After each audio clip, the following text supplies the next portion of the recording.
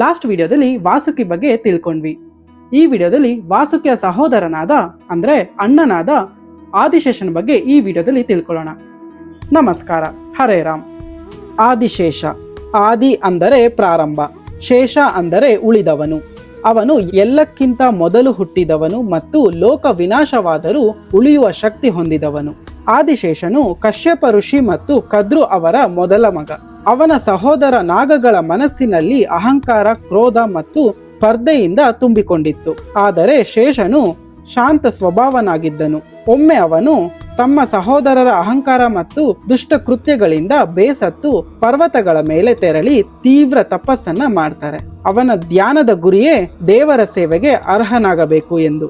ಅವನ ತಪಸ್ಸಿನ ತೀವ್ರತೆ ಎಷ್ಟು ಹೆಚ್ಚಾಗಿತ್ತು ಎಂದರೆ ದೇವತೆಗಳಿಗೂ ಅದರ ಪರಿಣಾಮ ತಟ್ಟಿತು. ಆಗ ಭಗವಾನ್ ವಿಷ್ಣು ಅವರ ಮುಂದೆ ಪ್ರತ್ಯಕ್ಷನಾದರು.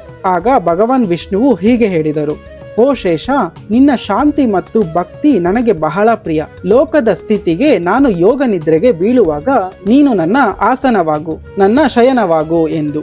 ಆ ಕ್ಷಣದಲ್ಲಿ ಶೇಷನು ಅನಂತ ರೂಪದಲ್ಲಿ ವಿಸ್ತರಿಸಿಕೊಂಡು ವಿಷ್ಣುವಿಗೆ ಆಧಾರವಾದನು. ಅದರ ನಂತರ ಅವನನ್ನು ಆದಿಶೇಷ ಅಥವಾ ಅನಂತ ಶೇಷ ಎಂದು ಕರೆಯಲಾಯಿತು.